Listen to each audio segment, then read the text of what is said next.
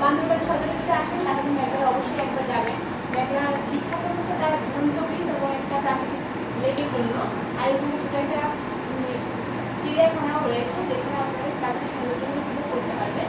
আর এখানে থাকার জন্য কিছু রিসোর্ট রয়েছে, ওখানে আপনারা সহজেই রাত্রি যাপন করতে পারেন অথবা আপনাদের খাওয়া দাওয়া করতে পারেন।